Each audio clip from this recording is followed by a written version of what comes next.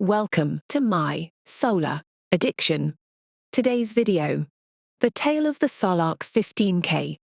So today's video, we're going to talk about the Solark 15K, which you saw was the central component in my current system that we're about to modify and show you how we're going to change things.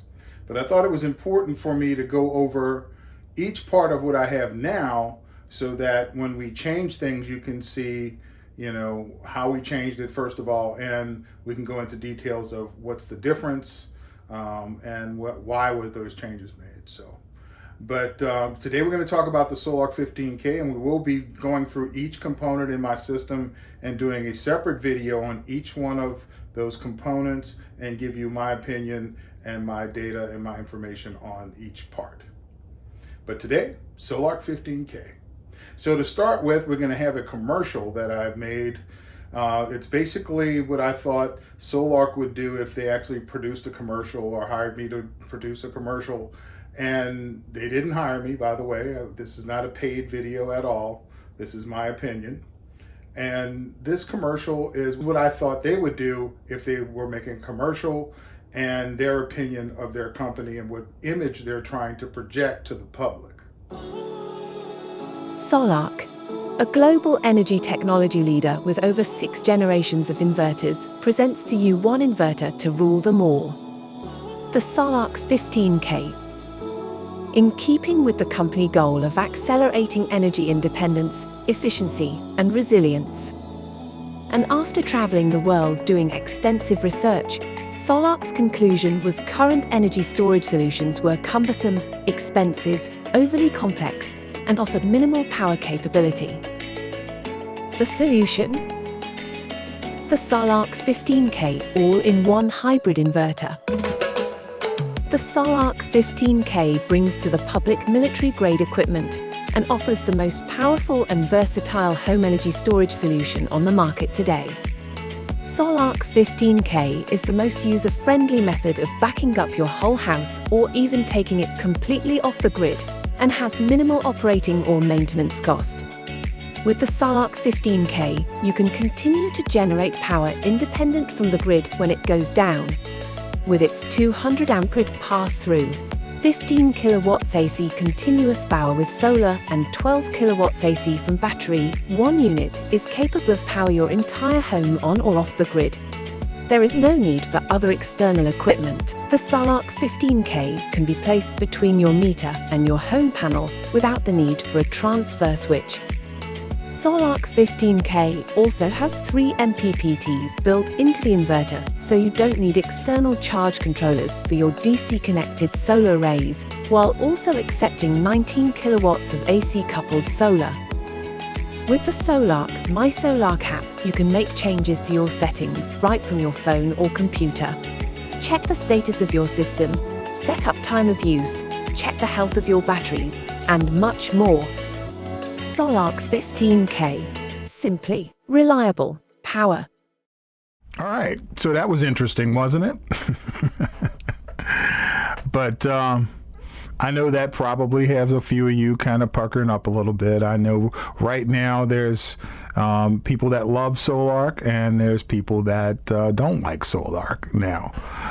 Some of the reasons why they say they don't like Solark is they feel like they've portrayed themselves as an American manufactured inverter when they're American-made company, yeah, that's for sure. They started in 2013, and they're an American company, and it's some former military guys that know some engineering, and they put together a really great product. But if you look on the inside of the inverter, you're going to see that there's Chinese parts. And I've even heard from someone that they've seen Solark inverters being made in China. They've seen Solark inverters being built right in the Dae factory with their own eyes. I can't say I saw it, but that's what I heard. But it's still a fine inverter. I've never had a problem since I set it up. No faults at all. I do get occasional notices that it's dropped the grid connection because the grid around here is kind of sketchy. On most days, it's not 240 volts or even close to it. It's more like 250. and it fluctuates somewhere between that 240 and 250 mark. So when the inverter senses that the grid is not being consistent in its voltage, it might drop it for a little while until it feels like it's calmed down a bit, which to me is a good thing. I think that's an excellent feature on it. But, you know, some folks feel like they've said that they don't work with certain batteries, and they do, and that they tell them, you know, get one person from tech support saying one thing, and then you get another guy telling you a different thing. I've had that experience myself. When it comes to the EG4 batteries working with the Solark, it's working fine. They're not battery partners with Solark, but they do work. At one point, I had someone tell me that they do work. And then I've had someone since then tell me that they can't guarantee it. That's why they're not battery partners, because sometimes they get anomalies in the BMS messages sent back and forth between the inverter. And those anomalies could cause a problem with your inverter, and they don't want to be responsible for it. So they recommend running them on voltage, like if they were, you know, lead acid batteries, open loop in other words, instead of trying to run it with the BMS. But I've been running it on state of charge, checking my voltages, and it's consistently worked with the battery. So I could attest myself that they do work. I know several other people that have a similar setup, and they work for them as well. But it's kind of a competition thing. I think right now the EG4 18K PV and this Solark 15K are actually kind of in a head-to-head battle for the home market, for trying to take people off the grid and be totally energy independent. So that's kind of why I wound up there myself. There are some new ones coming on the market, or just came on the market, that weren't there when I first started purchasing my system. So I know there's folks out there going to bring up some other inverters in the comments, but they weren't out on the market when I pulled the trigger on actually starting building my system. So I'd love to take a look at those inverters, and I'm setting up my system so that I can test my Solarks against anything. That's what my next build is going to be. So one of the things that I don't want to forget is the one inverter to rule them all campaign they've got going now. I know that rubs people the wrong way. If you like another inverter and you've got this other company saying they have the one inverter to rule them all, that's gonna, you know, kind of rub you the wrong way. Now, I understand, you know, their cockiness and their belief in their product, and it is a very good product, but I could see how that can get under some people's skin. I've also heard that in some seminars and, you know, installer seminars and things like that, that Solark has actually put down other products, in particular EG4. When asked about EG4, they've said multiple negative things in meetings that I didn't hear myself, but I know people who have heard that again, and I have no reason to not believe them, because they have no reason to lie about it. Yeah, you don't want to win the battle by putting down the other guy. I always believe in taking the high road. I wish they would have done that. They don't need to do that. Yeah, I could see how that bothers some people. If you don't like another product, my mother always said, if you don't like somebody, or if you don't have any good things to say about someone or something, don't say anything at all. Maybe they should try that. Just promote your product and don't try to put other products down. All right, so let's take a look at the actual components that make up the Solark 15K. So we're looking at the outside of the inverter, and we're looking at the main control panel on the Solark 15K. We can see that I have 1,450 watts coming in on one solar array on my master inverter. We could also see that I have 7 watts coming from the grid. Now it's just checking to make sure that the grid connection's still there. It does that. It's going to go back and forth. It'll give power, take power. And then we can see that we have 1,990 watts going to my loads for my master inverter, That's a combination of all sources of energy, solar and grid, or a battery. And then we have 640 watts going to my battery, so it's actually charging my battery with 640 watts. That's why the arrows are pointing towards the battery, and the number is negative. If you press the battery icon, you can get to the detail screen. And on the detail screen, because it's the same basic time interval, you're going to see similar numbers. You're going to see that we have that 1,461 watts of solar power coming in on that string connected to my master inverter. And then we'll see that we have 7 watts still coming from the grid. And then we see that there's 1,906 watts going to my loads from the master, a combination of all energy sources. And under UPS LD, we can see what L1 and L2 is doing as far as balancing the loads. It's L1 is 996 watts and L2 is 943 watts roughly. It's fluctuating a little bit, of course. And then we see also that we still have the 625 watts going to the batteries. And we also see on AC in, that's my AC coupled solar. And we can see that it's getting 522 watts from the AC coupled solar. That's where you would find that information. And then lastly, we have the temperature is showing 48.8 Celsius, and that would be 118.4 Fahrenheit. It's pretty hot today. The heat index has it at about 114. And the actual temperature is like 101. So it's a hot day. So we're going to look at the outside of the cabinet. It's a well-built cabinet. It's very solid, very thick metal.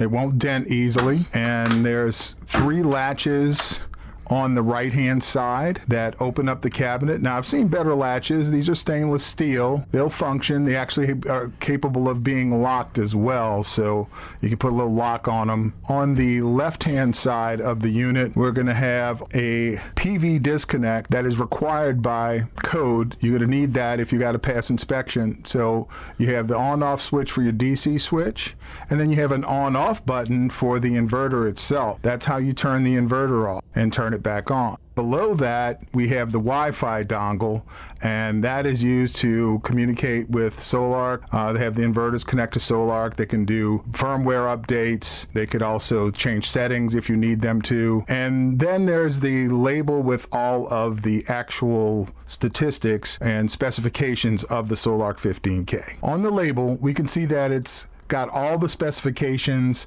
and all the certifications in the world. You got all these UL codes, and right there on the label it says, service in the USA, made in China. It's right there on the label, folks. Can't deny it. So this inverter is definitely made in China. So I have a 12240 system, but the inverter can also do 3-phase 208 systems. And then the max output current is going to be 62.5 amps for one Solark 15K. The AC frequency is 60 hertz in the United States. And the Solark comes set up for 60 hertz. If you live outside the United States, you may want to use one of the other frequency settings. You need to check your local utility to make sure that you're set up correctly. The PV input voltage minimum has got to be 150 volts DC. The panels will not supply power to the Solark 15K until it gets to that 150 volts VDC, which is a contradiction to the manual, which has the startup voltage at 125 volts DC. So let's go with 150, just to be safe. The nominal voltage should be somewhere between 175 volts DC and 425 volts DC. The max being 500 volts DC, so you don't want to go over 500 volts DC on any of your strings of solar panels connected to the Solark 15K. And then the battery voltage is 48 volts DC. This is a 48 volt system, and the max voltage being 63 and the minimum being 43 volts. Your max battery charge discharge amps is 275 amps. So you can charge your battery with up to 275 amps, no matter where the power is coming from, solar or from the grid if you want to charge that way. The PV max current is 26 amps on MPPTs 1, 2, and 3. And we do not want to exceed 550 volts DC on any PV. which, like I said, I'd go with the 500 volts DC because of the contradiction. Yeah, we need to straighten that out. I'm going to talk to Solark. Which one is it? 550 or is it 500? They kind of contradict themselves on this label because it says 500 volts DC at the top of the label, and then further down the label it says 550 volts DC. I'm going to go with 500 and just stick with that to be safe. Continuous AC pass-through is 200 amps. That's 48,000 watts. That's a lot of power, folks. And that's just with one Solark 15K. Inverter power is 15,000 watts. And that's if you have some PV coming in, that's some solar panels generating some power for you. And if you didn't have any solar panels generating any power, you would be only limited to 12,000 watts from your batteries alone. Power factor is 0.9 to 1, and ambient temperature is minus 25 degrees Celsius to 55 degrees Celsius, which is the operating parameters for temperature. The actual enclosure itself is rated NEMA 3R, indoor and outdoor, and it also has an IP65 rating, which means that it's waterproof. So it's a really nice box. It's got a lot of room inside for you to work. And it's one of the things I liked about it. I hear other people saying they like about it. I know I did. On the top of the unit, we can see the vents. It vents from the bottom up.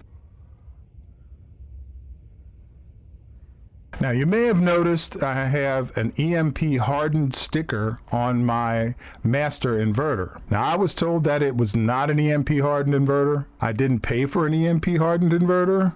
I wish it was an EMP hardened inverter. It's one of the things that I regret about my purchase, and I wish I would have gone with the EMP hardened Solark, not because of some nuclear strike or something like that, if that happens. I don't know if I want to stick around with what comes after that.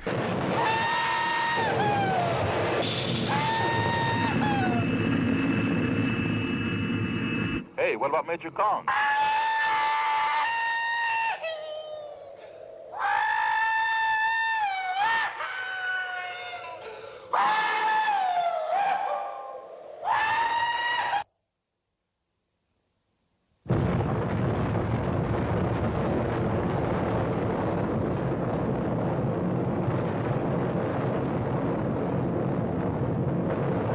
But as far as lightning strikes, corona mass ejections, or solar flares, which we've had some serious activity from the sun, and we're expecting more, and I'd like to be able to be protected against that. An EMP hardened inverter is something that I value, and it might not mean anything to you, but it definitely means something to me. And let's go and take a look at the inside now of the inverter.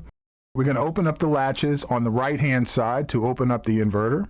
Again, they're stainless steel. And then you'll notice that I have this plastic cover over all of the wiring inside of it. They give us those to protect against accidents and for safety. And it's got a shock warning right on the cover of it. So I'm going to take that off and we're going to look inside.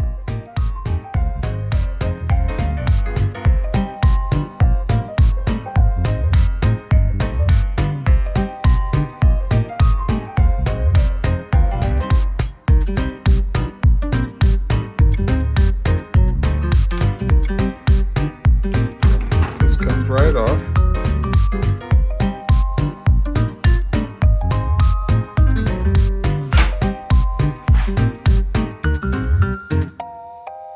So now we have the little plastic cover over the wiring removed, so we can see what's happening inside the inverter. It's a nice cabinet with space to operate. You've got great breakers. The power distribution blocks that make up the connections for the battery banks, the load, the grid, and the gen ports are really solid. They're well-built power distribution blocks. The MPPTs are easy to get to. A little harder to get to the ground and your neutral connections, but if you start with those first and then work your way out, you won't have a problem. Do the things in the back first. And like I said, those PDBs are really nice, well built. The load breaker is really solid, nice thunk when you actually flip the breaker. It won't happen accidentally. It's got to be deliberate. so you won't have any accidental grid breaker trippage. And so we're going to go into some detail about this, but let me point out a couple other things. You can see there's the label again with all the specs on the inside of the door. And you can see that there is actually a rubber seal going all the way around the door, and that seal helps it be IP65 rated so that it's waterproof. That helps with that waterproof rating. Let's talk about each component inside of here, and I'm going to start with the battery. I'm going to go left to right on the screen here. At the top left, we have our battery breakers. They're 200 amps, one for each side, and you can turn your batteries on and off with these breakers, as well as there's breakers on the batteries. This is how you turn the power on to the inverter from your batteries, by opening up these breakers. And then below that, we have the positives to the left and the negatives to the right. And notice I have double 2-aught. I could have gone with 4-aught, but it was recommended in a video I saw on Solark's YouTube page about doing double 2-aught, and it was because of code, and they wanted you to cross the interior wires like that, because you want the positive and negative from each battery bank to come up through the same conduit, but yet they wanted it to cross when it got to the connections of the terminal. So you want to make sure you're actually torquing these terminals down to the specs that are required, and that's in the manual. I'm going to do a video on a walkthrough through the manual so that people can better understand how to set things up, the settings, as well as some of the stats they need to be familiar with, like torque settings and things like that. That'll be another video I'm going to do after this one.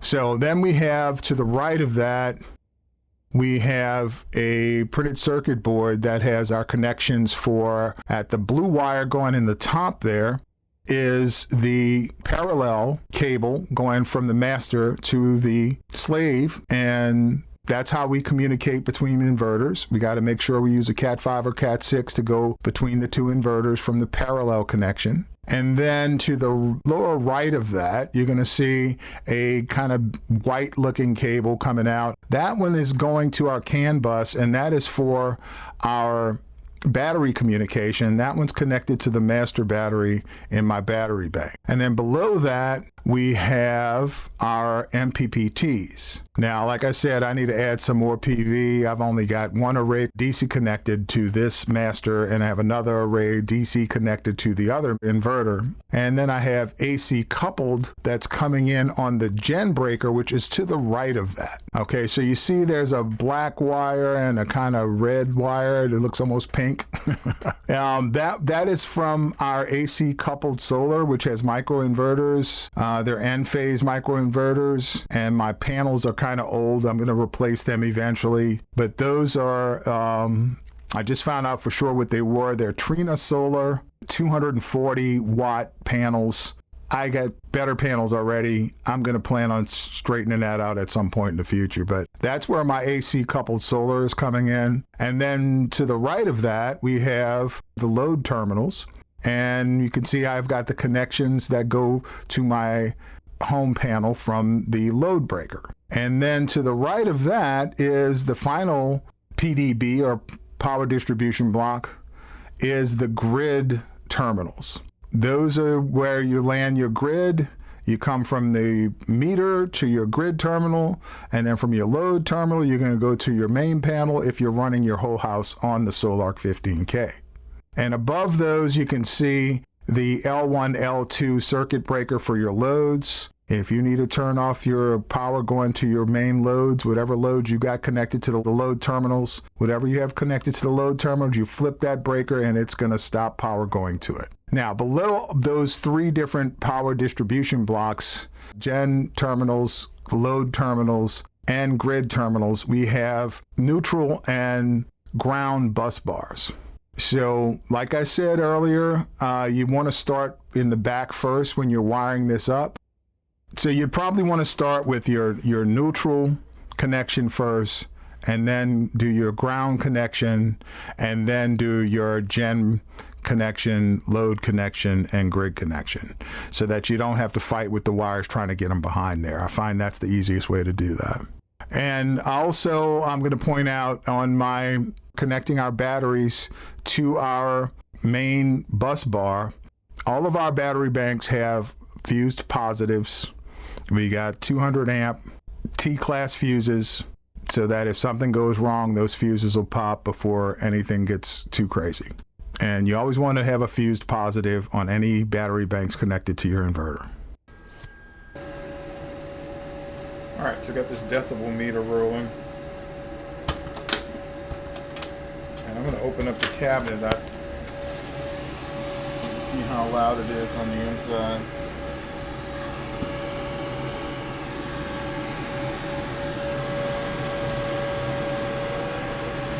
Basically got to stick the microphone inside the cabinet to get it to about 80, somewhere to the high 70s, 80. Fan's running because we're definitely pulling some wattage here.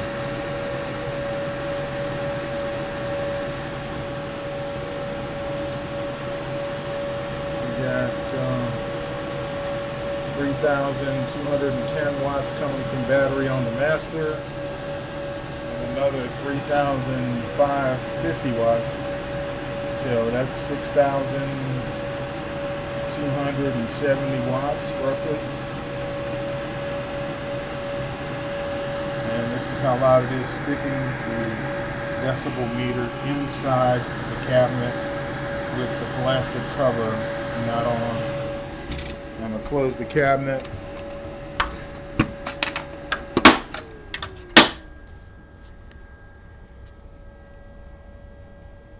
And now we're down to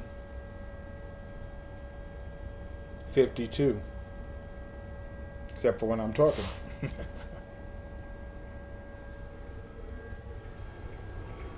This is on top of it, right by the exhaust vent.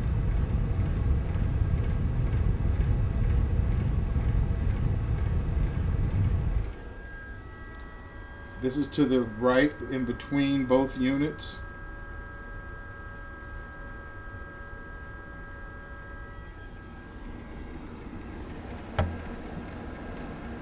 This is at the bottom underneath the vents coming up through the unit to the top.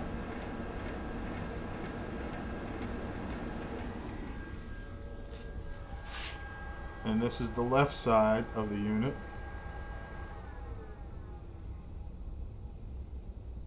And the fans have cut off, so we're really quiet now.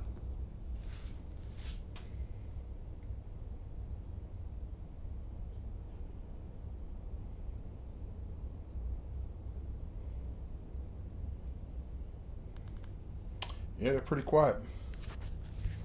Okay, so this video is getting a little long in the tooth.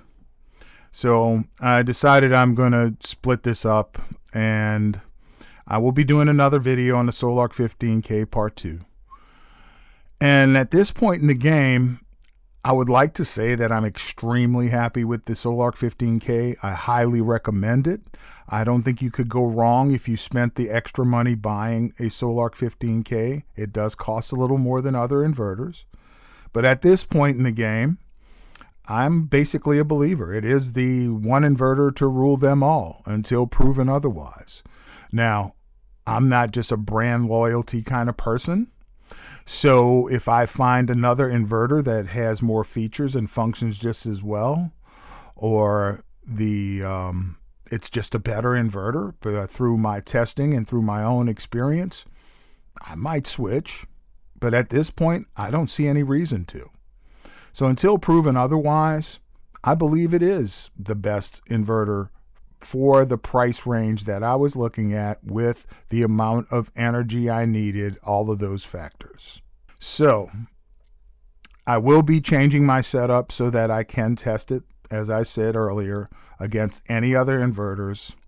You notice I didn't do any load testing in this video. And I didn't do any load testing in this video because I didn't think it would make a whole lot of sense to do load testing with two inverters in parallel, because it can handle anything that my house could throw at it. So when I do my rebuild through that process, I will knock it down to one Solark 15K, and then I'll do some real life load testing. In other words, us just living in the house, running with one unit. I couldn't do that before when I first set up my system because I didn't have an easy starter or a soft starter on my AC unit, which is a 4-ton unit. And one Solark did start it. For a moment when we were first commissioning, we were having a problem with paralleling, and we solved that problem with the help of Solark's tech support, which is excellent. Yeah, we can't say enough good stuff about their tech support. So far, they've never let me down. I haven't really needed them much because the stuff just works. But like I stated in my first video, we were having a problem with the AC coupling, which was throwing the parallel inverter off, and they solved it. Guy stuck with me for almost 2 hours on the phone to make sure it happened. But excellent tech support.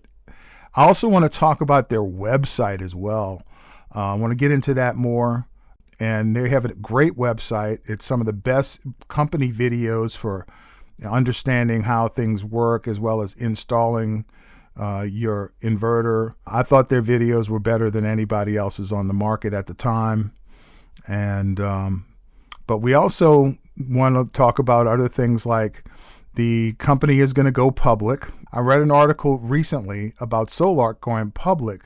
Now, in the article, it said that the main reason for them going public was that they wanted to sell shares to their employees, which is, to me, is a really great idea.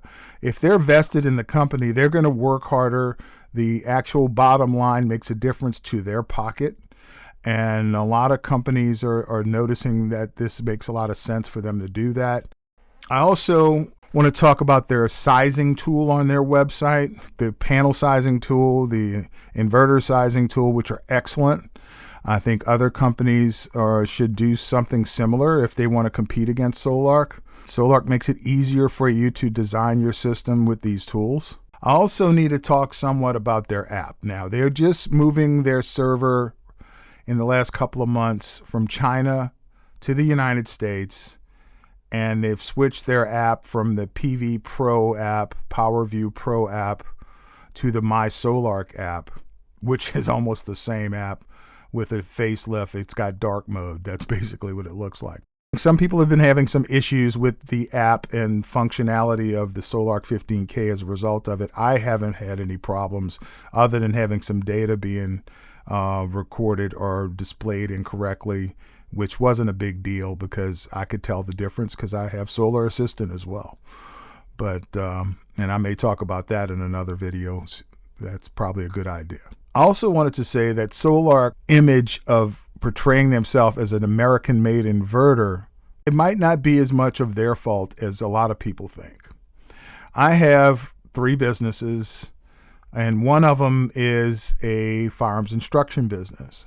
And I've been teaching long enough and advertising on the internet long enough through my website and other venues, USCCA, NRA, things like that.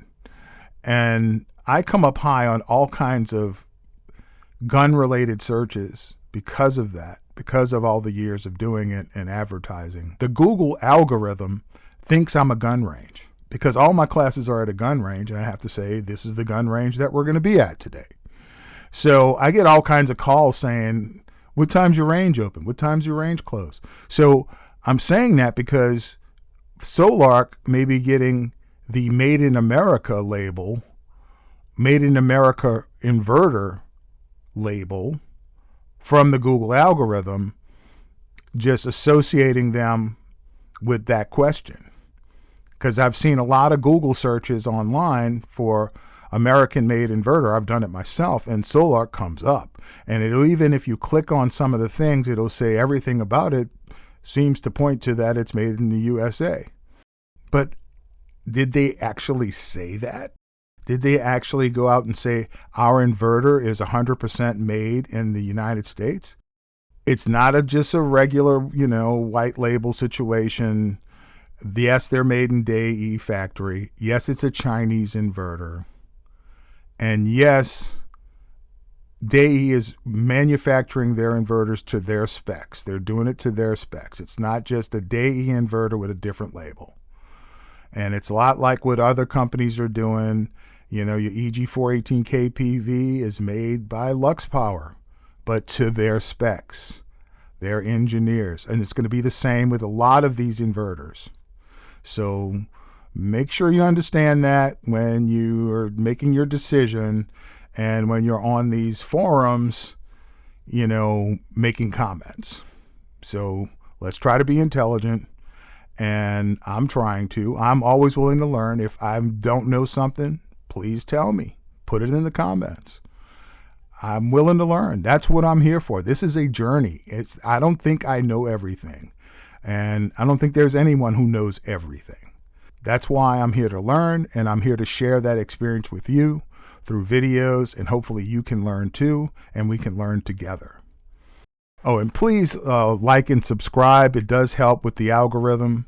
I know people don't like YouTubers asking that all the time, but it is the truth.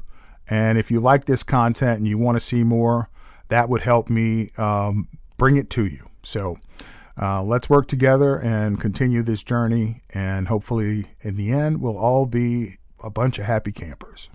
All right. So until next time, everybody take care. God bless you. Watch your six. And I look forward to seeing you the next time we have a video. Thank you for watching. Hope you enjoyed our video.